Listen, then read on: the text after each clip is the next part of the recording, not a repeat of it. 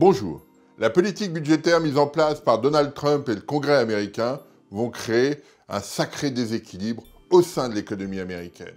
En effet, l'économie est déjà au plein emploi et on va rajouter de la demande par des baisses d'impôts, par des dépenses supplémentaires et donc créer une situation de tension potentielle très forte.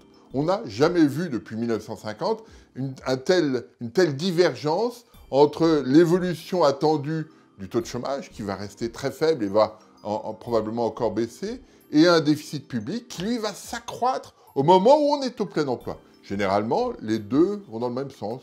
Le taux de chômage baisse, le déficit public baisse. Là, c'est le contraire. On n'a jamais vu ça dans l'après-guerre américain. Donc, une vraie problématique. Alors, à côté, la Banque centrale, elle est toujours accommodante.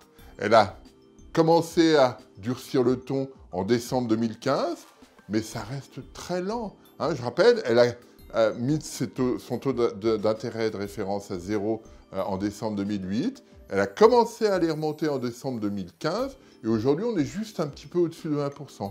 Elle n'est pas du tout contraignante, elle reste très accommodante. Donc on a une politique budgétaire très accommodante, une politique monétaire qui reste accommodante et le plein emploi. Et donc, si on veut éviter des déséquilibres excessifs sur le commerce extérieur, sur l'inflation, il faut que la Fed s'ajuste et qu'elle remonte ses taux d'intérêt beaucoup plus rapidement qu'elle ne l'imaginait. Et c'est ce changement qu'on va voir en 2018.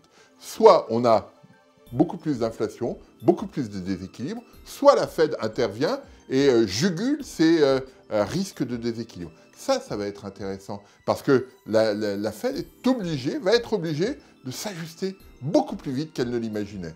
Et donc, la normalisation de la politique monétaire, elle ne va pas avoir lieu plus tard, elle aura probablement lieu à partir de 2018, de façon beaucoup plus brutale que ce qui était attendu.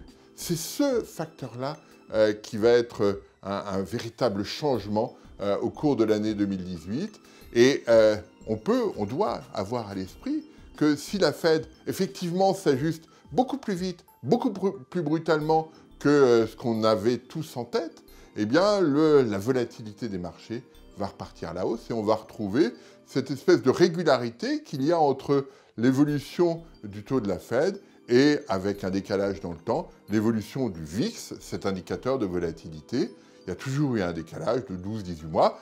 On va retrouver ça parce que d'un seul coup, la Fed va être obligée d'intervenir très vite. Elle va engendrer des arbitrages sur les marchés et ces arbitrages créent de la volatilité. C'est ce mécanisme-là qui va être intéressant. En d'autres termes, la politique budgétaire, très maladroite de la part du Congrès, va forcer la main à la Banque centrale américaine et c'est cette rupture qui va être ce bouleversement qui va être intéressant à suivre en 2018 parce que tout le reste du monde va être affecté par ce changement et ce bouleversement.